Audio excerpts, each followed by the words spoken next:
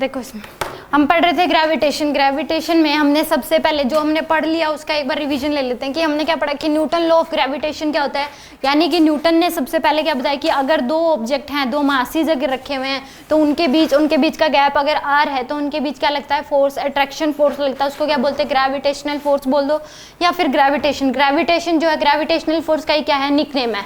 तो उन दोनों के बीच जो फोर्स लगता है, gravitational force always attractive force, gravitational force हमेशा अट्रैक्टिव फोर्स ही है, रिपल्सिव फोर्स कभी भी नहीं आता।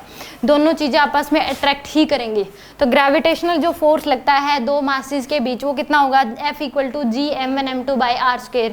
ये एक्सपेरिमेंटली आया कि साइंटिस्ट लोगों ने क्या देखा कि जो फोर्स है वो डायरेक्टली प्रोपोर्शनल है मासेस के प्रोडक्ट के और इनवर्सली प्रोपोर्शनल है उनके बीच का जो गैप है उसके स्क्वायर के। तो यानी कि वहां से F डायरेक्टली प्रोपोर्शनल हो जाएगा m1m2/r² और यहाँ पे प्रोपोर्शनलिटी कांस्टेंट क्या लगता है, जी होता है यूनिवर्सल ग्रेविटेशनल कांस्टेंट। तो जी की वैल्यू होती है 6.67 × 10⁻11 न्यूटन मीटर स्क्वायर पर kg²। ठीक है, तो यानी कि और ये जो फोर्स है ये किस सराउंडिंग मीडियम पे डिपेंड ही नहीं करता, चाहे सराउंडिंग मीडियम में वाटर हो, चाहे एयर हो या फिर कोई और लिक्विड हो, तो फोर्स तो इतना ही रहेगा, सराउंडिंग मीडियम पे डिपेंड नहीं करता। जैसे इलेक्ट्रिक फोर्स है वो जो इलेक्ट्रिक फोर्स जो लगता है वो सराउंडिंग मीडियम पे डिपेंड करता है, बट यहाँ पे ग्रेविटेशनल फोर्स सराउंडिंग मीडियम पे डिपेंड नहीं करता। ठीक है, सराउंडिंग मीडियम कुछ भी कर दो। ये थी फर्स्ट स्लाइड में, ये बताया गया था कि न्यूटन लॉ ऑफ ग्रेविटेशन होता क्या। यही एक्सपेरिमेंटली निकाला गया था कि F डायरेक्टली प्रोपोर्शनल m1m2 और इनवर्सली प्रोपोर्शनल हो जाएगा 1/r² के। यहाँ पे F1 F2 F ही लगेगा, ये दोनों फोर्स जो है F ही हैं। ठीक है, इक्वल ही फोर्स लगाते हैं, चाहे मास इक्वल हो चाहे अनइक्वल हो, दोनों एक दूसरे पे इक्वल ही फोर्स लगाते हैं। तो एक इसके इक्वल आ जाएगा F = G(m1m2/r²). यहाँ से यानी कि डेफिनेशन लिखिए, G की वैल्यू ये हो जाएगी, अगर m1m2 को डबल कर दें और R को भी डबल कर दें तो फोर्स पे कोई इफेक्ट नहीं पड़ता। ये बताइए, यानी कि नो इफेक्ट, फोर्स पे क्या होगा, नो इफेक्ट, कोई इफेक्ट नहीं पड़ता, क्योंकि यहाँ पे m1m2 को भी डबल कर दिया तो 4 टाइम्स, नीचे R को भी डबल कर दिया तो 4 टाइम कैंसिल हो जाएगा, F की वैल्यू क्या रहेगी, सेम ही। इसमें अगर m1m2 मास m1m2 तो वैल्यू पुट कर लो, वहाँ से आ जाएगी आपके पास F की वैल्यू, M की वैल्यू 2 kg, M2 की वैल्यू 4 kg और R की वैल्यू 2 पुट कर दो तो आपके पास फोर्स आ जाएगा। इसमें कि ग्रेविटेशनल फील्ड लाइनें जो होती हैं हमेशा क्या होती है, रेडियली इनवर्ड होती है। ग्रेविटेशनल फील्ड लाइंस क्या होती है, मान लो अर्थ है तो उसमें क्या आ रही हैं, लाइनें हैं कहीं से आ रही हैं, पता नहीं कहाँ से आ रही हैं, वो क्या होती है, हमेशा रेडियली इनवर्ड होती है ग्रेविटेशनल फील्ड। ये दिखाया कि दूर जाने पे अगर हम बहुत ज़्यादा अर्थ से दूर चले जाएंगे तो इनके बीच का गैप क्या होता जाता है, बढ़ जाता है, बट अगर हम अर्थ से थोड़ा ऊपर तक देखेंगे तो हमें लग रहा है कि ये पैरेलली आ रही है, तो इनके बीच का हमें इक्वल ही दिखाते हैं हम ज़्यादातर केसेस में। तो gravitational field due to earth is always radially inward, हमेशा क्या होती हैं, टुवर्ड्स ही होती हैं, कभी भी रेडियली आउटवर्ड नहीं मिलेंगे, इसलिए हमेशा इन्हीं फील्ड लाइन की वजह से फोर्स लगता है। हमेशा ये फील्ड लाइंस नहीं होंगी, ग्रेविटेशन फील्ड लाइंस नहीं होंगी तो फोर्स भी नहीं होगा, यही ग्रेविटेशनल, इन्हीं की वजह से लगता है ग्रेविटेशनल फोर्स। जैसे इलेक्ट्रिक फोर्स इलेक्ट्रिक फील्ड की वजह से लगता है, सेम इलेक्ट्रिक फील्ड है तो वहाँ पे इलेक्ट्रिक फोर्स लगता है, सेम यहाँ पे ग्रेविटेशनल फील्ड है तो क्या लगेगा, ग्रेविटेशनल फोर्स। और एक होता है ग्रेविटेशनल फील्ड होती क्या है कि अगर एक ग्रेविटेशन फील्ड है, इस पॉइंट पे पूछ लिया, मान लो इस P पॉइंट पे ग्रेविटेशन फील्ड की वैल्यू बताओ क्या होगी, तो यहाँ पे इस P पॉइंट पे तो एक यूनिट एरिया बना लो, इस यूनिट एरिया में से कितनी number of gravitation field lines pass करेंगी, वही क्या इस P पॉइंट की ग्रेविटेशनल फील्ड है। और ग्रेविटेशन फील्ड बोल दो, ग्रेविटेशन फील्ड इंटेंसिटी बोल दो या फिर ग्रेविटेशनल फील्ड स्ट्रेंथ बोल दो, तीनों का मतलब एक ही है। ठीक है, मास ऑफ द अर्थ होता है 6 × 10⁻24 kg, रेडियस ऑफ अर्थ कितना हो जाएगा 6400 किलोमीटर और डेंसिटी ऑफ अर्थ कितनी होती है 5.5 × 10⁻3 kg/m3। ये आपको लर्न ही करना है कि मास ऑफ अर्थ इतना होता है, रेडियस इसकी इतनी होती है और डेंसिटी इसकी इतनी होती है अर्थ की। अब हमने पढ़ा था gravitation field at the surface of earth, earth के सरफेस पे ग्रेविटेशनल फील्ड कितनी होती है, अर्थ के सरफेस पे ग्रेविटेशनल फील्ड कितनी हो जाएगी, G(m(e/r²). इसको सोल्व हम बार बार क्वेश्चन यूज करते इसमें लेते हैं कि G की वैल्यू 10, G की वैल्यू 10 या फिर 9.8, तो वो इसी फॉर्मूले से यहाँ पे G की वैल्यू पुट कर दो, मास ऑफ अर्थ पुट कर दो और रेडियस ऑफ अर्थ का स्क्वायर कर दोगे, उसको पूरे को सोल्व करोगे तो लगभग इतना आता है 9.81। इसी को हम अप्रोक्सीमेट 10 लेके चलते हैं ज़्यादातर क्वेश्चन में, ताकि हमारी कैलकुलेशन यूज हो, क्योंकि पॉइंट्सों का ही फर्क पड़ता है फाइनल आंसर में। अगर हमें दे रखा है 9.8 लेनी है तो अब तो वही लो, क्योंकि फिर एग्जैक्ट पॉइंट में ही आंसर मिलता है। अगर नहीं गिवन है तो आप 10 ले लो, क्योंकि उसने नहीं गिवन दे रखी तो बच्चे पता ही 10 लेके करते हैं, तो फिर 10 के हिसाब से आंसर देता है। ठीक है, और जी इसी को इसी टर्म्स में भी लिख सकते हैं। जीएस की वैल्यू 4/3 रो जी, यहाँ पे कैपिटल जी आता है, कैपिटल जी है, capital G pi R square. यहाँ पे मास की जगह क्या पुट कर दोगे, जी इंटू में 4/3 पाई आर ई का क्यूब डिवाइड बाय में क्या आ जाएगा आर ई स्क्वायर इंटू में डेंसिटी। मास को क्या लिख सकते हो, डेंसिटी इंटू में वॉल्यूम। तो इस अर्थ का पूरा जो मास है वो इसके वॉल्यूम में फैला हुआ है, तो यहाँ पे मास ऑफ अर्थ की जगह क्या पुट कर दोगे 4/3 पाई आर ई का क्यूब इनटू में डेंसिटी। तो यहाँ से आ जाएगा आपके पास ये वाला फॉर्मूला, आर ई सी स्क्वायर से कैंसिल, आर ई बच जाएगा, तो जी 4/3 जी पाई आर ई इंटू में रो। यहाँ एक ही फॉर्मूला ये भी है डेंसिटी के टर्म्स में। ठीक है, और अगर एक पर्सन मून पे जो रेडियस, मून पे जी की वैल्यू जो होती है, अगर अर्थ पे जी की वैल्यू जी के बराबर है तो मून पे जो जी की वैल्यू है g/6 हो जाती है, यानी कि 1/6 टाइम्स होती है मून के ऊपर। ठीक है, रेडियस जो मून का होता है वो अर्थ के रेडियस से 4 गुना कम होता है, 1737 इतना होता है। तो यानी कि इसको इसके टर्म्स में याद रख लो कि आर ई बाय में 4 इतना होता है। सोल्व करके देखोगे लगभग इतना ही आता है, 1/4 टाइम्स होता है और रेडियस अर्थ के रेडियस से। ठीक है, हमेशा ऐसे ही याद कर लो कि कितने टाइम्स होता है, तो वहाँ से याद रहेगा। अब एच हाइट ऊपर चले जाए सरफेस पे, तो हमने पढ़ ला जी एम ई बाय में आर ई स्क्वायर यानी कि 9.8 होता है। अगर अर्थ से एच हाइट ऊपर चले जाएं तो ग्रेविटेशन फील्ड की वैल्यू क्या होगी, तो वो कितनी होती है जी एम ई बाय में आर ई प्लस एच का। इसी से ये फॉर्मूला निकल के आता है, इसी से ये फॉर्मूला निकल के आता है। इसमें अप्रोक्सीमेट मानते हैं कि एच बाय जो आर ई है वो किसके इक्वल होता है, लगभग 0 के इक्वल होता है। एच बाय आर ई किसके इक्वल होता है, लगभग 0, क्योंकि एच की वैल्यू जो आर ई के कंपैरिजन में कम ही होती है। तो इसमें अप्रोक्सीमेट मान के ये वाला फॉर्मूला तो इसी से डिराइव कि आर ई की जगह क्या कर दो आर ई प्लस एच का होल स्क्वायर। एक और फॉर्मूला होता है इसमें, जी इक्वल टू क्या हो जाएगा GS1 - 2H बाय आर ई। ये जो फॉर्मूला है ये इससे ड्राइव होता है, जिसमें ये हम कंसीडर करते हैं कि एच बाय आर ई किसके इक्वल मानते हैं हम, लगभग 0 के इक्वल। ये वाला हमेशा वैलिड है, चाहे एच की वैल्यू आपको कुछ भी गिवन दे दे, चाहे आर ई के बराबर ही दे दे, कि अगर हम अर्थ के सरफेस से आर ई हाइट ऊपर लेके जाएं तो ग्रेविटेशन फील्ड कितनी होगी, तो कितनी हो जाएगी जी एम ई बाय में आर ई प्लस एच का होल स्क्वायर। और इसी से एक फॉर्मूला ये होता है, क्योंकि इसमें अगर एच की वैल्यू मान लो आपको 30 किलोमीटर, 40 किलोमीटर, 50 किलोमीटर दे दी तो कैलकुलेशन क्या हो जाएगी, थोड़ी टफ हो जाती है। तो हम ये वाला फॉर्मूला लगा लेते हैं वहाँ पे, यहाँ पे एच की वैल्यू करोगे ताकि कैलकुलेशन ईजी हो जाए। ये वाला फॉर्मूला एक्चुअल में देखें तो सही नहीं है, क्योंकि हम अप्रोक्सीमेट मानते हैं कि एच बाय आर ई जो है वो किसके इक्वल होगा, लगभग 0 के इक्वल। किसी भी चीज़ में या किसी फॉर्मूले में अप्रोक्सीमेशन माना जाए तो वो सही नहीं माना जाता, मतलब उसको ये नहीं कह सकते कि वो ये बिल्कुल सही फॉर्मूला। बट अगर 500 किलोमीटर तक दे रखी है एच की वैल्यू, अप टू 500 किलोमीटर यानी कि 300, 400, 500, तो ही आप ये फॉर्मूला लगाओगे। इससे ज़्यादा एच की वैल्यू दे रखी है तो आप यही लगाओगे। ठीक है, फिर इस केस में इक्वल आता है ताकि कैलकुलेशन ईजी हो जाए। अगर यहाँ पे मान लो एच की वैल्यू 15 दे दी, इस फॉर्मूले पुट करके आंसर निकालोगे, और एच की वैल्यू इसमें एच 15 पुट करके आंसर निकालोगे, दोनों से सेम ही आता है। ठीक है, क्योंकि ये इसी से ड्राइव होके आता है फॉर्मूला। मैंने लास्ट क्लास में ड्राइव भी करके दिखाया था आपको ये वाला, कि G इक्वल टू क्या होता है GS1 - 2H बाय में आर ई। एच की वैल्यू अगर 500 किलोमीटर तक दे रखी है तो आप यही फॉर्मूला लगाना ज़्यादा प्रेफर करना, क्योंकि कैलकुलेशन उतनी ही ईजी हो जाएगी आपके लिए। तो G की वैल्यू क्या हो जाएगी GS1 - 2H by R E. H height ऊपर लेके जाएंगे तो GME बाय में आर ई प्लस एच का होल स्क्वायर, वो हमेशा वैलिड है, चाहे एच की वैल्यू कुछ भी दे रखी हो। बट ये वाला फॉर्मूला तभी वैलिड है जब एच की वैल्यू या तो 500 दे रखी हुई या उससे कम। 500 से ज़्यादा अगर दे दी तो आपको पहले वाला फॉर्मूला ही लगाना पड़ेगा, GME बाय में आर ई प्लस एच का होल स्क्वायर।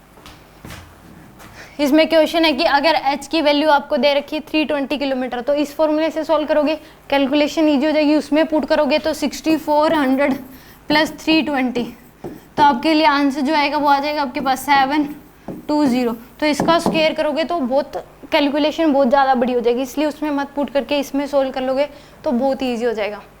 ठीक है, तो इसको सोल्व कर लो कि एक्सेलरेशन ड्यू टू ग्रेविटी बताना है, कि अगर h हाइट की h की वैल्यू कितनी दे दी 320, तो इसमें पुट कर दो g equal to ji S S minus 2 into में 1 माइनस 2 इंटू में 320 डिवाइड बाय में 6400, तो आ जाएगा 1/10।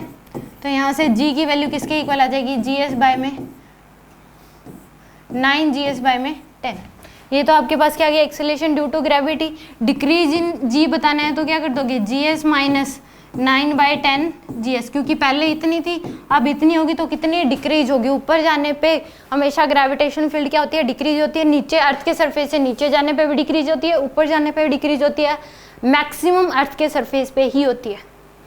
ठीक है, फ्रैक्शनल डिक्रीज क्या हो जाएगी, जो आंसर यहाँ से आएगा 1/10 जी एस।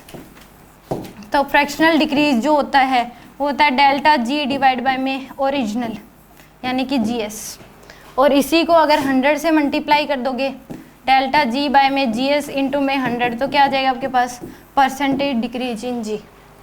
ठीक है, अब इसमें बात आती है कि h हाइट नीचे अगर चले जाएं, अर्थ के सरफेस से h हाइट नीचे अगर चले जाएं तो फॉर्मूला क्या हो जाएगा, g equal to ji s 1 minus H by में R E. G equal to, यहाँ पे पिछले वाले में h हाइट ऊपर चले जाते हैं तो यहाँ पे 2h आता है, यहाँ पे क्या आ जाएगा, h आ जाता है, G S into 1 minus H by में आर ई। अगर अर्थ के सरफेस से h हाइट नीचे चले जाओगे तो भी ग्रेविटेशनल फील्ड जो है वो क्या होती है, कम होती है, बट कितनी, G S into 1 minus H by R E. अगर कोई पूछे कि h हाइट ऊपर चले गए और h हाइट नीचे, किस में ज़्यादा ग्रेविटेशनल फील्ड कम होगी, नीचे जाने पे जल्दी ज़्यादा कम होती है या फिर ऊपर जाने पे सेम होती है। h हाइट ऊपर चलेगी और h हाइट नीचे, तो ग्रेविटेशन फील्ड की वैल्यू किस केस में कम आएगी, या इक्वल आएगी, या फिर ज़्यादा किस केस में आएगी, इक्वल आएगी। उसमें फॉर्मूला था h हाइट ऊपर जाने पे जी एस इंटू में 1 माइनस 2h बाय आर ई।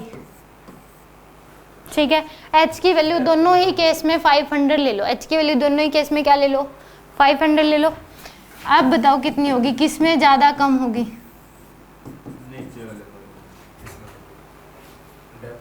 इसमें कम होगी,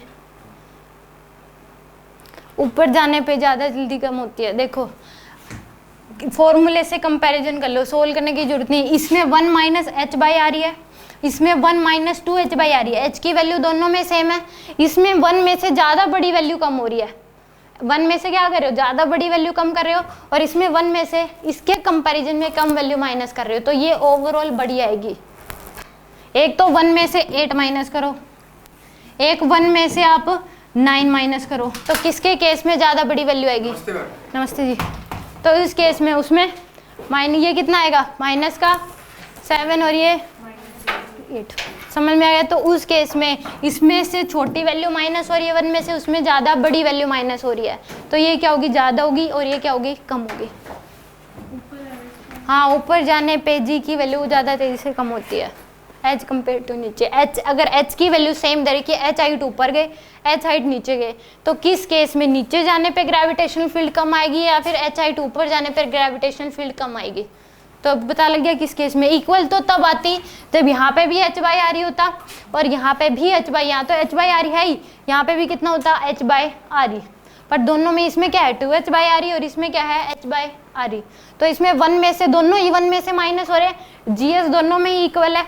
इसमें 1 में से h बाई आ रही, छोटी वैल्यू कम हो रही है, और इसमें से बड़ी वैल्यू कम हो रही है, तो ये क्या आएगी, ओवरऑल कम आती है, ओवरऑल ज़्यादा आएगी। समझ में आ गया, श्योर। तो अगर पूछ ले कि h हाइट h की वैल्यू दोनों में सेम दे रखी है, तो कहाँ पे अर्थ की वैल्यू, ग्रेविटेशन फील्ड की वैल्यू किस केस में कम आएगी, ऊपर जाने पे। ठीक है, तो अर्थ से h हाइट नीचे जाने पे जो ग्रेविटेशन फील्ड की वैल्यू क्या हो जाती है, जी एस इंटू में 1 माइनस एच बाय में आ रही। अब इसको प्रूफ भी किया जा सकता है, यहाँ पे क्या बना लो, एक स्फीयर बना लो, और नीचे जाओगे तो h की वैल्यू, और यहाँ पे भी पूछ सकता है, यहाँ पे नीचे सेंटर पे ग्रेविटेशनल फील्ड की वैल्यू 0 होती है। Gravitational field at the earth surface, at the centre of the earth is always equal to 0। Earth के सेंटर पे ग्रेविटेशनल फील्ड की वैल्यू क्या होती है, 0 के इक्वल होती है।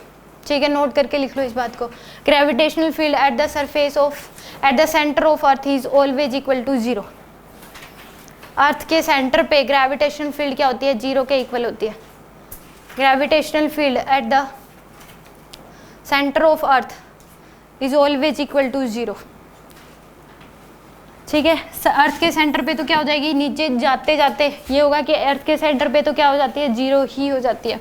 तो इस केस में यहाँ पे इसको प्रूव भी किया जा सकता है कि मान लो इस P पॉइंट पे पूछा गया है तो ये पूरी रेडियस किसके बराबर है, जो आर, ये पूरी की पूरी आर ई के इक्वल है। तो ये वाली जो होगी किसके इक्वल हो जाएगी, आर ई माइनस एच के।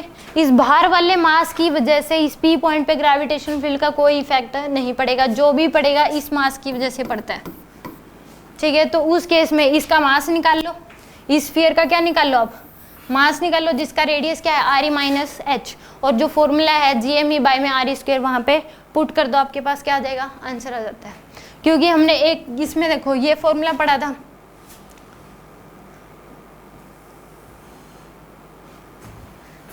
फॉर्मूला था G equal to GME by में आर ई स्क्वायर। यहाँ पे मास ऑफ अर्थ पुट करते हैं क्योंकि अर्थ के सरफेस पे निकाल रहे हैं। अब इस P पॉइंट पे निकाल रहे हैं तो इसका मास निकाल लो, और यहाँ पे ME की जगह इसका मास पुट कर दो, RE की जगह ये वाली रेडियस पुट कर दो, आपके पास यही फॉर्मूला निकल के आ जाएगा, GS into 1 minus H by में RE। अब इसका एक और फॉर्मूला था, GS की जो वैल्यू है वो क्या थी, 4/3 पाई RE इंटू में जी रो, ये वाला था फॉर्मूला। ये तो सरफेस पे था, सरफेस पे था ये, तो यानी कि आपने पुट करा था कि G इंटू में M की जगह पुट करा था 4/3 पाई RE क्यूब इंटू में डेंसिटी, डिवाइड बाय में था RE स्क्वायर। ठीक है, अब इसकी जगह मान लो इसका रेडियस RE माइनस एच के रेडियस आप R डैश ले लो, क्या ले लो, R डैश। अब फॉर्मूला लिखो, मान लो ये एक स्फीयर है जिसका रेडियस R डैश है, तो अर्थ के सरफेस पे ग्रेविटेशनल फील्ड यही हो जाएगी, GME बाय में RE स्क्वायर। तो G डैश की जो वैल्यू है वो किसके इक्वल आ जाएगी, G इंटू में ME की जगह क्या पुट करोगे, 4/3 पाई R डैश का क्यूब पुट करोगे कि नहीं, इंटू में इसकी डेंसिटी। डेंसिटी तो हर जगह सेम ही रहेगी, डेंसिटी चेंज नहीं होगी, डिवाइड बाय में क्या कर दोगे, RE डैश का क्यूब, RE डैश का क्यूब। तो इससे कैंसिल करोगे तो कितना आ जाएगा, G इंटू में 4/3 पाई R डैश इंटू में डेंसिटी। ये आ जाएगी आपके पास G डैश की वैल्यू, ये क्या आ जाएगी आपके पास, G डैश की वैल्यू। अब इसका और इसका क्या ले लो, आप रेशियो ले लो, इन दोनों का क्या ले लो, क्योंकि ये फॉर्मूला GS की टर्म्स में है, किसकी टर्म्स में है, GS की टर्म्स में, तो इसका रेशियो लो। आप देखो G डैश डिवाइड बाय में G एश, तो G डैश की वैल्यू कितनी है, 4/3 पाई R डैश इंटू में रो डिवाइड बाय में 4 इंटू में G 4/3 पाई RE का क्यूब RE इंटू में रो इंटू में G। तो ये कैंसिल, रो से रो कैंसिल, तो यहाँ से G डैश G बाय में GS की वैल्यू जो है वो किसके इक्वल आ गई आपके पास, R डैश डिवाइड बाय में RE, G से G कैंसिल,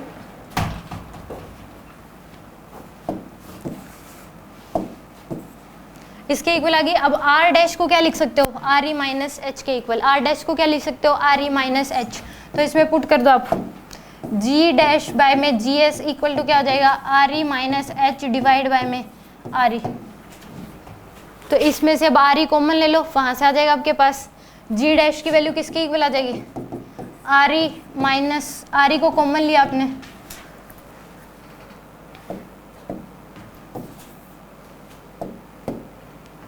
आ जाएगा RE बाय में RE minus H by RE, ऐसा लिख सकते हैं इसी को। तो ये क्या आ जाएगा, G डैश की वैल्यू आ जाएगी आपके डिवाइड बाय में GS 1 माइनस एच बाय में RE। तो G डैश की वैल्यू किसके इक्वल आ जाएगी, GS into 1 minus H by RE। तो यहाँ से आता है ये फॉर्मूला, और अच्छे से क्लियर हो जाएगा जब सॉलिड स्फीयर पढ़ते हैं तो, क्योंकि अर्थ का डिस्कशन और सॉलिड स्फीयर का डिस्कशन सेम ही होता है। क्योंकि अर्थ को भी एज ए कंसिडर करते हैं सॉलिड स्फीयर के। तो h हाइट नीचे जाने पे ग्रेविटेशनल फील्ड कितना हो जाएगी, G equal to GS1 minus H by R. इसका प्रूफ भी है कि इसका मास निकाल लो, कितनी हाइट नीचे है, जो अंदर जो पोर्शन बच गया, यहाँ लो इस h हाइट नीचे, तो इस वाले स्फीयर का क्या निकाल लो, मास निकाल लो। और GME बाई आर स्क्वायर है, वहाँ पे m की जगह ये पुट कर दो, r की जगह इसका रेडियस पुट कर दो, जो मैंने आपको करके भी दिखा दिया। ठीक है, तो ये आ जाएगा आपके पास g dash equal to GS1 minus H by R E. ठीक है, इसका क्वेश्चन करके दिखा दो ये वाला।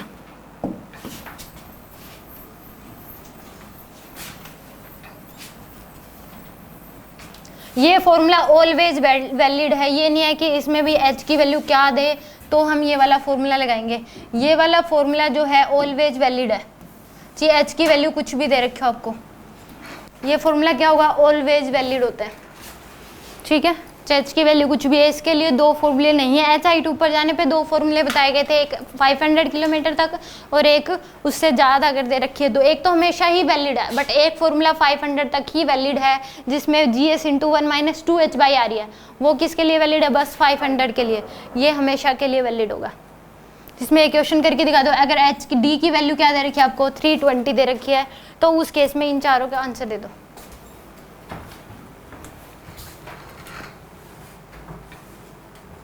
जीएस की टर्म में, हाँ जीएस की टर्म्स में।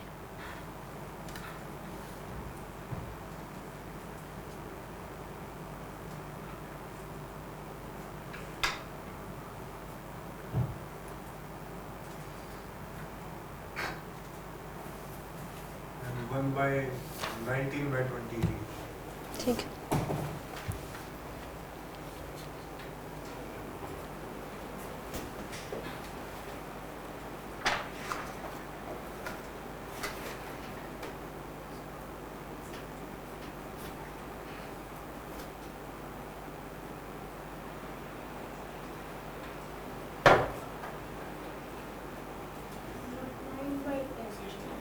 Nine by 10।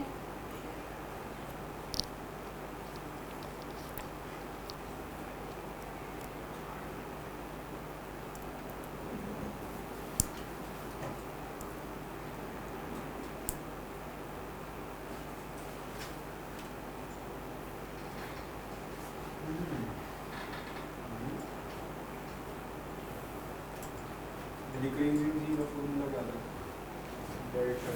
Delta G bye में GS, sorry GS minus G जो आप निकालोगे, ये वाली वैल्यू निकाल ली, उस GS में से ये वाली वैल्यू माइनस कर दो, G डैश मतलब।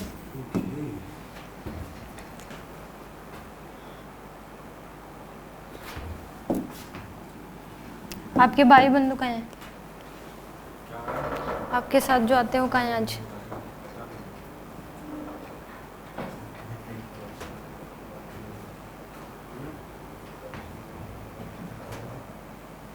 कोई ना,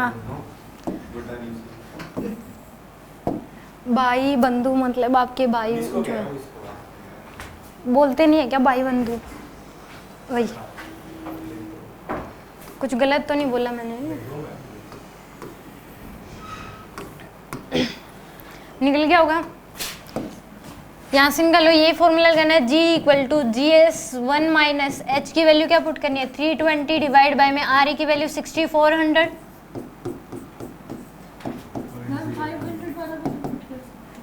वो हाइट के लिए है, ये डेप्थ के लिए है। वो वाला फॉर्मूला सरफेस से h हाइट ऊपर जाने के लिए है, GS1 minus 2h by are. वो मैंने जो पूछा था वो कंपैरिजन के लिए पूछा था कि अगर h हाइट नीचे जाओ और h हाइट ऊपर जाओ तो किस केस में ग्रेविटेशन फील्ड की वैल्यू ज़्यादा आएगी।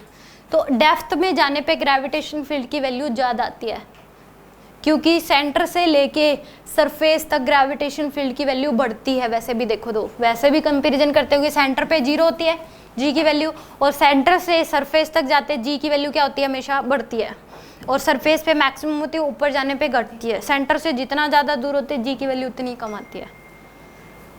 मतलब कि सेंटर से सरफेस तक बढ़ेगी फिर डिक्रीज होती है। तो G equal to GS1 minus 1/20, तो एलसीएम ले लोगे अब GS इंटू में 19 बाई क्या हो जाएगा आपके पास 20, GS 19/20, ये तो आपके पास G डैश की वैल्यू आ गई। डिक्रीज इन G क्या हो जाएगा, ये फर्स्ट पार्ट, सेकंड पार्ट में G dash minus GS minus G dash, तो GS माइनस 19/20 GS, तो कितना जाएगा आपके पास 1/20 GS, ये आ जाएगा आपके पास decrease in G। Fractional decrease third part में, फ्रैक्शनल डिक्रीज क्या होता है, डेल्टा G बाय में GS, डेल्टा G की वैल्यू किसके इक्वल आई आपके पास, ये डेल्टा G की वैल्यू GS बाय में 20 डिवाइड बाय में क्या कर दो GS, तो किसके इक्वल आ जाएगा 1/20, ये आपके पास आ गया फ्रैक्शनल डिक्रीज। और फोर्थ पार्ट में आपसे पूछा गया है कि परसेंटेज डिक्रीज, तो क्या आ जाएगी, फ्रैक्शनल डिक्रीज को 100 से मल्टीप्लाई कर दो, यानी कि 1/20 इंटू में 100, तो कितनी आ जाएगी 5%। अब देखो ये सेम क्वेश्चन अगर इसमें एच हाइट ऊपर के लिए लगाओगे तो G डैश की वैल्यू जो है वो क्या आएगी आपके लिए, कम आएगी। G डैश की वैल्यू क्या आती है, कम आती है उस केस में। ये समझ में आ गया इतना, यानी कि डेप्थ में जाने पे बस यहाँ 2 नहीं आता, एच हाइट ऊपर जाने पे 2 आता है। अब देखो एक होता है लैटिट्यूड, हर जगह का एक लैटिट्यूड आता है। अब कभी भी गूगल पे डायरेक्शन डालते हो या फिर अपनी जो कि आपकी पोजीशन आप कहाँ पे हो, अगर किसी के पास शेयर करते हो आप गूगल मैप के थ्रू, तो उस केस में पॉइंटों में आता है 90 डिग्री 0.20, इस तरीके से पॉइंट्स में वैल्यू दे देता है बहुत सारी। तो हर जगह का जो है कुछ ना कुछ लैटिट्यूड होता है, हर जगह का अलग अलग लैटिट्यूड होता है। अब लैटिट्यूड होता क्या है कि ये इसको बोलते हैं इक्वेटोरियल प्लेन, ये होती है इक्वेटर लाइन। क्या होती है इक्वेटर, ग्लोब पे दो एक्सिस होती हैं, एक इक्वेटर एक्स और एक एक्सियल, इसको बोलते हैं एक्स एक्स एक्सियल लाइन, और ये क्या होती है इक्वेटोरियल लाइन, इसको बोलते हैं इक्वेटोरियल लाइन। ये वाली इक्वेटोरियल ये होती है अर्थ, ये इक्वेटोरियल लाइन होती है, ये एक्सियल लाइन होती है, एक्सियल, एक्स एक्सिस लिख रहा है एक्सियल, ये इक्वेटोरियल लाइन होती है। इस प्लेन को बोलते हैं इक्वेटोरियल प्लेन। 3D में सोचो, अगर मान लो स्फीयर को कट कर दिया तो एक प्लेन हो जाएगा, तो उसको क्या बोलते हैं इक्वेटोरियल प्लेन बोलते हैं। तो यहाँ पे किसी भी पॉइंट का लैटिट्यूड अगर निकालना है तो जिस पॉइंट का भी लैटिट्यूड निकालना है, जिस पोजीशन का भी लैटिट्यूड निकालना है, उस पॉइंट को क्या कर दो आप सेंटर से ज्वाइन कर दो, अर्थ का जो सेंटर उससे क्या कर दो आप ज्वाइन कर दो, और उस ज्वाइनिंग लाइन का इक्वेटोरियल प्लेन के साथ कितना एंगल है उसको बोलते हैं लैटिट्यूड। लैटिट्यूड एक प्रकार से एंगल ही है, रिप्रेजेंट इसको लैम्डा से करते हैं। लैटिट्यूड क्या एक प्रकार से एंगल है, किससे रिप्रेजेंट करते हैं उसको, लैम्डा से, कि जिस पोजीशन का लैटिट्यूड निकालना है उस पॉइंट को अर्थ के सेंटर से ज्वाइन कर दो, उस ज्वाइनिंग लाइन का इक्वेटोरियल प्लेन के साथ जो एंगल होगा उसको क्या बोलते हैं लैटिट्यूड बोलते हैं। तो अगर यहाँ पे होगा तो लैटिट्यूड की वैल्यू कम होगी कि ज़्यादा होगी, मान लो इस P1 पॉइंट के लिए निकालना है तो लैटिट्यूड की वैल्यू कम होगी कि ज़्यादा, कम होगी, ये वाला एंगल कम होता जाएगा। अगर इस पॉइंट का निकालना है तो क्या होगा P2 का, तो ज़्यादा हो जाएगा, ये वाला हो जाएगा। इस जिस पॉइंट का भी निकालना है उसको सेंटर से, अर्थ के सेंटर से ज्वाइन कर दो और इक्वेटोरियल प्लेन के साथ उस ज्वाइनिंग लाइन का क्या देखोगे एंगल, उसी को क्या बोलते हैं लैटिट्यूड। अब इस पॉइंट का निकालना है तो इसको ज्वाइन कर दो, ये वाला लैटिट्यूड हो जाएगा। तो लैटिट्यूड इक्वेटर से पोल की तरफ, इसको क्या बोलते हैं, ये पोल होता है यहाँ पे, ये इक्वेटर। तो इक्वेटर से पोल की तरफ जाने पे लैटिट्यूड की वैल्यू क्या होती है, इंक्रीज होती है। इक्वेटर से पोल की तरफ जाओगे तो लैटिट्यूड लैम्डा की वैल्यू क्या होती है, इंक्रीज। और पोल के लिए लैटिट्यूड की वैल्यू क्या हो जाती है, 90 डिग्री। पोल पे, एट पोल, जब ऊपर हो गया यहाँ पे तो पोल की वैल्यू किसके इक्वल, लैटिट्यूड की वैल्यू किसके इक्वल हो जाएगी, 90 के इक्वल। लैम्डा किसके इक्वल होता है, 90। और इक्वेटर के लिए लैम्डा किसके इक्वल होता है, 0। अब तक जितना डिस्कशन पढ़ रहे थे वो अर्थ को रेस्ट में मान के था, अर्थ क्या थी उसके इसमें, रेस्ट में। अब जो है अर्थ अपने एक्सिस के अबाउट घूम रही है, अब क्या हो रही है, अर्थ अपने एक्सिस के अबाउट, इस एक्सिस के अबाउट ऐसे घूम रही है। अर्थ क्या हो रही है, अब घूम रही है खुद के एक्सिस के अबाउट। तो उस केस में जी की जो वैल्यू है, ग्रेविटेशनल फील्ड की वैल्यू GS नहीं रहती, चेंज होती है, फिर कम हो जाती है। 9.8 हम लेते हैं, वो लेते हैं कि जब अर्थ रुकी हुई है तो हम 9.8 लेते हैं। बट अर्थ अगर रोटेट करने लग जाए खुद के एक्सिस के अबाउट तो जी की वैल्यू क्या हो जाती है, कम हो जाती है। ठीक है, तो कितनी कम हो जाती है वो पढ़ेंगे। लैटिट्यूड क्या हो जाएगा कि जिस पॉइंट, हर जगह का लैम्डा अलग अलग होता है, कैसे निकाले, जिस पॉइंट का पूछा गया है उस पॉइंट को अर्थ के सेंटर से ज्वाइन कर दो और उस ज्वाइनिंग लाइन और इक्वेटोरियल प्लेन के साथ जो एंगल होगा उसको क्या बोलते हैं हमें, लैटिट्यूड। यानी कि if the centre of earth and any place on the surface, earth के सरफेस पे जितने भी पॉइंट हैं उसको क्या कर दो, सेंटर से ज्वाइन कर दो और उस ज्वाइनिंग लाइन का जो एंगल होगा इक्वेटोरियल प्लेन के साथ उसको क्या बोलते हैं, लैटिट्यूड, लैम्डा से रिप्रेजेंट करते हैं। इक्वेटर के लिए लैम्डा की वैल्यू क्या हो जाएगी, 0, क्योंकि यही इक्वेटर है, इक्वेटर लाइन ही होगी यहाँ पे इक्वेटर, और इसका इक्वेटोरियल प्लेन के साथ एंगल क्या हो जाएगा, 0, तो इसलिए लैम्डा की वैल्यू क्या होती है, 0। और पोल के लिए लैम्डा की वैल्यू क्या हो जाएगी, 90 डिग्री। तो फॉर पोल लैम्डा क्या होता है, 90 के इक्वल। ये दोनों बात याद रखनी है। इक्वेटर के लिए 0 होता है लैम्डा की वैल्यू, पोल के लिए क्या होती है, 90 डिग्री। नेक्स्ट, अब अर्थ अगर रोटेट कर रही है तो जी की वैल्यू क्या हो जाती है, कम हो जाती है। और कितनी कम हो जाती है, इतनी कम हो जाती है, R E omega square cos square lambda. कितनी कम हो जाती है, R E omega square cos square lambda. R a radius of earth, omega जिस ओमेगा से अर्थ रोटेट कर रही है, जिस ओमेगा से अर्थ रोटेट कर रही है, इनटू में कोस स्क्वायर लैम्डा, यानी कि जिस जगह का आप निकाल रहे हो जी, कि उसके घूमने की वजह से किसके ऊपर कितना इफेक्ट पड़ेगा, तो कितनी कम हो जाती है। पहले क्या थी, जीएस थी, जब अर्थ रुकी हुई थी तो जी की वैल्यू किसके इक्वल थी, जीएस के इक्वल। अब अर्थ रोटेट कर रही है खुद के एक्सिस के अबाउट ओमेगा से, तो जी की वैल्यू कितनी कम हो जाती है, R E omega square cos square lambda. तो यहाँ पे इक्वेटर पे को लैम्डा की वैल्यू क्या पुट कर दो, 0 डिग्री, कोस 0 क्या होता है, 1। तो इक्वेटर पे जी की वैल्यू किसके इक्वल हो जाएगी, g equal to G S minus R E omega square. G की वैल्यू कितनी कम हो जाती है, आर ई ओमेगा स्क्वायर के बराबर इतनी कम हो जाती है इक्वेटर पे। और पोल पे कोई इफेक्ट नहीं पड़ता, अर्थ के घूमने की वजह से पोल के ऊपर कोई इफेक्ट नहीं पड़ता, क्योंकि कोस लैम्डा की वैल्यू क्या पुट करोगे, 90, कोस 90 क्या होता है, 0, तो ये पूरी टर्म्स क्या हो जाएगी, 0। तो जी की वैल्यू किसके इक्वल आ जाएगी, जीएस के इक्वल। तो अर्थ चाहे रुकी हुई हो चाहे अर्थ रोटेट कर रही हो, पोल के ऊपर जी की वैल्यू का कोई इफेक्ट नहीं पड़ता। ठीक है, कि ये बोल दे कि ओमेगा की वैल्यू मान लो पहले कुछ थी 20 रेडियन पर सेकेंड समथिंग, अब अगर 40 कर दी तो उस केस में पोल पे क्या इफेक्ट पड़ेगा, तो नो इफेक्ट। जी की वैल्यू यही रहेगी, चाहे अर्थ अब जितने ओमेगा से आप घूम रहे हो उसको चाहे कितनी ज़्यादा बढ़ा दो कितनी ज़्यादा कम कर दो, कि अर्थ के रोटेशन से कहाँ पे इफेक्ट नहीं पड़ता, तो पोल पे इफेक्ट नहीं पड़ता। ठीक है, यहाँ से लेके यहाँ तक जी की वैल्यू इंक्रीज होती है। जी की वैल्यू अगर पूछ ले कि क्या इफेक्ट पड़ता है इक्वेटर से पोल पे जाने पे ग्रेविटेशन फील्ड पे, तो आप कहोगे बढ़ती है। इक्वेटर से पोल पे जाने पे जी की वैल्यू क्या होती है, इंक्रीज होती है। देखो इसमें से कुछ डिक्रीज हो रहा है, जैसे इक्वेटर पे माइनस हुआ, पोल पे जाते कितनी हो जाती है, जीएस। तो यहाँ से लेके यहाँ तक जाओगे जी की वैल्यू क्या होती जाती है, इंक्रीज। और पोल के ऊपर अर्थ के रोटेशन की वजह से कोई इफेक्ट नहीं पड़ता। आप ओमेगा निकाल भी सकते हो अर्थ का, ओमेगा की वैल्यू 2 पाई बाय क्या होती है, ओमेगा का जो फॉर्मूला होता है वो होता है थीटा बाय में टी, यानी कि एंगुलर डिस्प्लेसमेंट बाय में टी।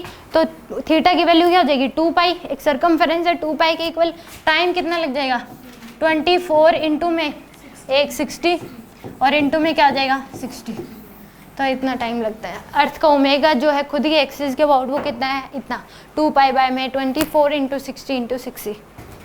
ठीक है, 2 पाई यानी कि सर्कमफेरेंस उसकी कितना एंगल, यानी कि एंगुलर डिस्प्लेसमेंट 2 पाई की डिवाइड बाय में 24, एक दिन में 24 आवर, इंटू में 1 घंटे में 60 मिनट और 60 मिनट में 1 मिनट में 60 सेकेंड, तो इतना होता है रेडियन पर सेकेंड। अर्थ का ओमेगा इतना होता है, तो इतने ओमेगा से घूम रही होगी खुद के एक्सिस के अबाउट। ठीक है, यहाँ तक समझ आएगा कि अगर ये पूछ ले कि अर्थ के रोटेशन की वजह से जी पे क्या इफेक्ट पड़ता है, तो उस केस में आप कहोगे कि अगर घूम रही है अर्थ ओमेगा से तो जी की वैल्यू क्या हो जाती है, कम हो जाती है। कितनी कम हो जाती है, R E omega square cos square lambda, यानी कि पहले जीएस थी रुकी हुई थी तो उसमें से माइनस कर दो, कितना माइनस करोगे, are E omega square cos square lambda. इसके डेरिवेशन की जरूरत है नहीं, पीछे वालों की भी जरूरत नहीं थी, क्योंकि आप एट ए टाइम तो फॉर्मूला ही लगाओगे। इसकी जो डेरिवेशन उसमें ये नहीं कि कोई कंसेप्ट क्लियर होना है, ठीक है, कैलकुलेशन ही है बस बहुत लंबी। तो इसमें इक्वेटर पे क्या हो जाएगी, g equal to G S minus R E omega square. यहाँ पे हर जगह का उसमें क्या इफेक्ट पड़ेगा ये पूछ लेगा कि इस पोजीशन का क्वेश्चन कैसे देता है, इस पोजीशन का लैटिट्यूड इतना है, इस पोजीशन का लैटिट्यूड क्या है, इतना है, तो जी की वैल्यू बताओ। तो आप लैम्डा की वैल्यू पुट कर दोगे, ओमेगा गिवन होगा, तो वहाँ से आपके पास जी डैश की वैल्यू आ जाएगी कि इस पोजीशन का जी क्या है। अगर अब अर्थ जो रोटेट कर रही है तो हर जगह की जी की वैल्यू अलग अलग है, हर जगह की जी क्या है, अलग अलग है। ठीक है, एनी डाउट?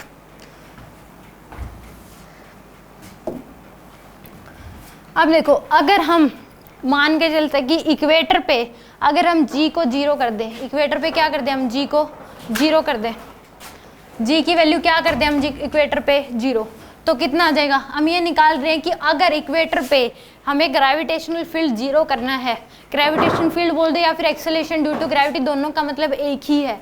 अगर हमें इक्वेटर पे ग्रेविटेशन फील्ड की वैल्यू अगर जीरो करनी है तो हमें ओमेगा कितना चाहिए, कितने ओमेगा से अर्थ रोटेट करनी चाहिए, तो वहाँ से सोल्व करो। जी की वैल्यू क्या पुट कर दो, जीरो।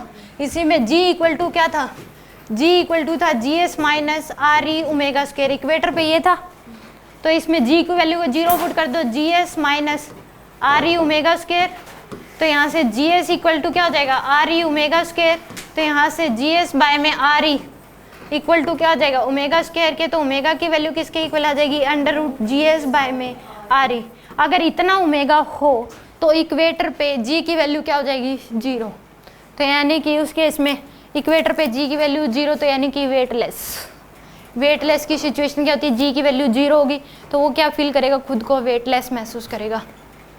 ठीक है, तो अब ओमेगा की वैल्यू अगर इतनी हो जाए तो उस केस में इक्वेटर पे जी की वैल्यू क्या हो सकती है, जीरो हो सकती है। पोल पे तो कोई इफेक्ट पड़ता ही नहीं है अर्थ के रोटेशन की वजह से। तो जी की ओमेगा की वैल्यू अगर पूछ ले कि इक्वेटर पे अगर जी की वैल्यू ग्रेविटेशन फील्ड की वैल्यू जीरो करनी है तो उस केस में ओमेगा कितना चाहिए, तो under root G S by में आर ई के इक्वल। जी एस क्या होता है, अर्थ के सरफेस पे जो ग्रेविटेशन फील्ड होती है, डिवाइड बाय में रेडियस ऑफ अर्थ पूरे का अंडर रूट। अब इस केस में ओमेगा इतना आ गया, कैलकुलेशन करके देखा कि अब earth is rotated omega equal to ji S by R E, then gravitation field at equator will be zero, किसके इक्वल हो जाएगी, जीरो के इक्वल। अब ये वाली जो वैल्यू है, अब जो अर्थ का ओमेगा है, एक्चुअल में जो ओमेगा है अर्थ का, उसका 17 टाइम्स ज़्यादा है। उसका कितना, ये 17 टाइम्स ज़्यादा है। मतलब अब अर्थ की वैल्यू ओमेगा, जो ओमेगा डैश है, क्या है ओमेगा डैश, उस ओमेगा डैश का ये कितना ज़्यादा है, 17 टाइम्स। यानी कि अगर पूछ ले कि इक्वेटर पे अब अर्थ जितने ओमेगा से घूम रही है उसका हम कितने टाइम्स करें कि इक्वेटर पे ग्रेविटेशन फील्ड क्या हो जाए, जीरो, तो 17 टाइम्स। कितना करना चाहिए, 17 टाइम्स। तो अर्थ rotates with angular velocity 17 times of actual angular velocity. जितनी एक्चुअल में अर्थ की एंगुलर वेलोसिटी है उसका कितना टाइम्स करें कि इक्वेटर पे ग्रेविटेशन फील्ड क्या हो जाए, जीरो, तो कितना टाइम्स करना है, 17 टाइम्स। तो उस केस में इक्वेटर पे क्या हो जाएगी, जीरो। ये वाली वैल्यू एक्चुअल वाली वैल्यू के 17 टाइम्स ज़्यादा है। अगर सोल्व करोगे एक्चुअल निकाल लो और इसको सोल्व करके निकाल लो, ये उसका 17 टाइम्स ज़्यादा आएगी। तो अगर अर्थ जिस ओमेगा से घूम रही है अगर उसका हम कितना कर दें, 17 टाइम्स ज़्यादा कर दें, तो ही उस केस में ग्रेविटेशन फील्ड की वैल्यू इक्वेटर पे जीरो होगी। और पोल पे पूछ ले तो कोई इफेक्ट नहीं पड़ेगा, उतनी ही रहेगी जितनी है। ठीक है, तो उस केस में इतना ज़्यादा ओमेगा करना बहुत ज़्यादा हो जाएगा। ठीक है, सारे उड़ने लग जाएंगे ऐसे, समझ में आ गया। इस केस में यानी कि इस पूरी स्लाइड्स में किसी को कोई डाउट हो तो एक बताओ पहले। 2 मिनट में किसी से कुछ भी पूछ सकते हो इसमें, पूरी में से। पहले मैंने बताया गया था कि ग्रेविटेशनल फोर्स की वैल्यू किसके इक्वल होती है, ग्रेविटेशन फोर्स कहीं पे भी पूरे यूनिवर्स में दो मासेस जो हैं वो एक दूसरे को अट्रैक्ट करते हैं, कितने फोर्स से, Gm1 m2 बाय में r स्क्वायर। ये बाहर सराउंडिंग क्या है मासेस पे उस पर डिपेंड नहीं करता। दूसरी बात, इसमें ग्रेविटेशन फील्ड की जो डायरेक्शन है वो होती है रेडियली इनवर्ड होती है। ग्रेविटेशन फील्ड क्या होता है, एक यूनिट एरिया में से कितनी number of gravitation field lines pass करती है, उस पूरी पॉइंट पे उस वो क्या हो जाएगी, ग्रेविटेशन फील्ड की वैल्यू हो जाएगी। दूर जाने पे ग्रेविटेशन फील्ड की वैल्यू डिक्रीज होती जाती है। तीसरा मैंने बताया था कि मास ऑफ अर्थ याद करना है 6 × 10⁻24 kg, radius of earth 6400 kilometre, density of earth कितनी हो जाएगी 5.5 × 10⁻3 kg पर मीटर क्यूब। थर्ड बात की अर्थ के सरफेस पे ग्रेविटेशन फील्ड की वैल्यू होती है GME बाय में आर स्क्वायर। इसको सोल्व करोगे तो कितना आएगा 9.81। और अर्थ इसको इस टर्म्स में भी लिख सकते हैं डेंसिटी के टर्म्स में 4/3 पाई जी पाई 4/3 रो जी पाई आर स्क्वायर। जी यहाँ पे ये ग्रेविटेशनल कांस्टेंट वाला है, यानी कि 6.67 इंटू 10 की पावर -11 वो जी है, ये कैपिटल जी है। स्मॉल जी होता है ग्रेविटेशनल फील्ड, ग्रेविटेशन फील्ड को रिप्रेजेंट करता है स्मॉल जी से। और कैपिटल जी क्या होता है? यूनिवर्सल ग्रेविटेशनल कांस्टेंट, जो एक कांस्टेंट वैल्यू है। और जो जी की वैल्यू होती है मून पे कितना होती है 1/6 टाइम्स होती है किसके? अर्थ के। अर्थ पे जो जी है मून पे क्या हो जाती है? कम हो जाती है। एच इसमें एच हाइट ऊपर जाने पे जो ग्रेविटेशन फील्ड की वैल्यू क्या हो जाएगी? कम हो जाएगी। वो कितनी हो जाएगी? GME बाय में आर स्क्वायर था सरफेस पे, उसी में आर की जगह क्या कर दो RE प्लस एच का होल स्क्वायर। ये हमेशा वैलिड है, चाहे एच की वैल्यू कुछ भी दे, ऑलवेज वैलिड। बट ये जो फॉर्मूला है ये तब ही वैलिड है जब एच की वैल्यू क्या दे रखी है? 500 तक ही दे रखी है एच की वैल्यू, क्योंकि कैलकुलेशन ईजी हो जाए इसलिए हम ये फॉर्मूला यूज करते हैं। तो G = GS1 - 2H बाय में RE। ठीक है, ये तभी यूज करते हैं जब एच की वैल्यू लेस देन 500 है या फिर 500 है। इससे ज़्यादा अगर दे रखी है तो आप GME बाय में RE प्लस एच का होल स्क्वायर वो लगाओगे। इसमें ये होता है एच हाइट नीचे जाने पे ग्रेविटेशन फील्ड की वैल्यू क्या हो जाएगी? GS × 1 - H by RE। तो इस केस में वहाँ पे 2H बाय RE था, इसमें कितना है? H by RE।